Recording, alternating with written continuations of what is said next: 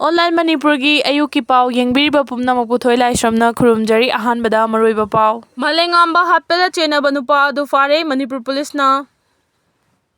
Nagagi Santi Wari athubada loishinaba MP 22 na Home Minister da Taksin Khibabu UNC na apinba phongdokre. Matam sanglaba Indo-Naga Peace Talk athuba matamda loishinaba leibak asigi tongan-tonganba state singi MP 22 na handak Union Home Minister Amit Shah da memorandum ama piduna taksin khiba adubu United Naga Council UNC na apinba amadi thagatpa phongdoragli. UNC na thadorokpa cherol amada Indo-Naga political issue gi waroshin ama laknabagi matangda matam sangna chathariba Indo-Naga Peace Talk asida Central Government na pukchal sangna thabak tawdabana ngasi fawba tungkoina chatnagadaba waroshin ama purakpa ngamdana leiri asiguma phibam asida luchingba kharana MP 22 democracy da chapchana thajaba thamduna laukhalakliba khongthang asi chawkthoksaba poi hairi cherol asina makha tarduna hai kumja 2015 gi August 3 da India government amasung NNC and IM ani gi marakta New Delhi da Prime Minister gi residence da historic framework agreement cha khuyek pina khiba adu chahi tara mapung faragani Khuyek pina khiba matam aduda naga mipung khudingmaki thamoida pukchel chawraba Prime Minister Narendra Modi gi lengak lakpaga loinena matam sanglaba Indo-Naga political issue asigi waroshin ama thuba matamda laklagani haibi thajaba thamnaki amadi numit adumakta da Prime Minister Narendra Modi na malim gi leibak singi mamangda fong na ngang sakhiba wafam sing ngasisu naga mipung khudingmaki thamoida mami taduna leiri haina su fongdoragli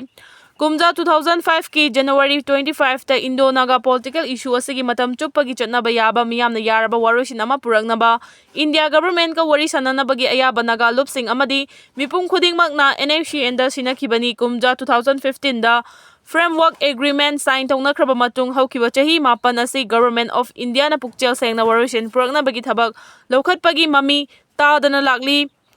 Masimangna Central Lenga asida leiramba thajabasing ngasidi manglakpagum tawre adumakpu wari sanariba nakal ani Government of India amasung NACN gi luchingba singna naga political issue asigi chatnaba yaba waroshinama thuba matamda puraknaba pukchel sengna thabak torakani haibagi thajaba ngasi su leiri hainasu UNC gi chero asina makha taragli Senapati District Student Association SDSA na lenga ka su taw chatnariba Kuki Millitantga escort tawduna ngak senbagi thabak chathare haina Assam Rifles pu maral sirakhiba du yaningdaba phongdoktuna Assam Rifles na Kuki Millitantga ngak senduna mating pangkiba leite haina Assam Rifles ki maikaidagi phongdoragli Assam Rifles ki makok thongba official amana leiba asigi news agency amada phongdorakpagi matungina hojik Manipurda tholiba Iran sina maram oiraga tongan furuf kanglop singi marakta dialogue chathaduna tangdu leitaba hanjilakna bahona ringai talak asida Senapati da base toba Naga student organization amana Assam Rifles ki mathakta thamlakli ba wafam masi yumpham yaudaba aranba pau amani haina AR gi official amana phongdoraki hai 2024 gi September amada kautru amadi kadang banda drone sijinaduna nongchubagum chatharakhiba drone bombing attack aduda sijinakhiba drone amadi Masak Mathum Singh supply tawrakiba miyoi sing National Investigation Agency NIA na NIA gi special court amada report pisinkhre press na phangba paw amana hai NIA na Manipur gi NIA special court a kautruk amadi kadang bana drone bombing tawbada sijinakhiba drone amadi Masak Mathum Singh adu Delhi amadi Haryana dagi supply tawrakibani haiba khangba ngamle NIA na makha tana investigation chathabada New Delhi gi Ramesh Nagar dagi Mayank Sharma amadi Haryana road tagi Bikram Chaudhary kauba miyoi anina supply tawrakibani amasung hariba miyoi ani asidagi Morbung Gamngai village tagi Gaikholen Kipjen Elias David kauba miyoi amana case amadi online gi kuthangda achauba senpham piduna leikhi haiba khangba ngamle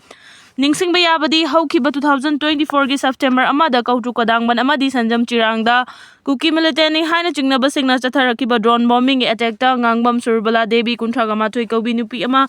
Laikhidabaga loinana piklibi macha nupi masagi chahi taruk tangaribi angang nupi macha amasu asoapan nangkhibani tha adugi September 20 da thaudo asigi matangda NIA na case ama register tawduna ngasi phawba investigation chathaduna lakhibani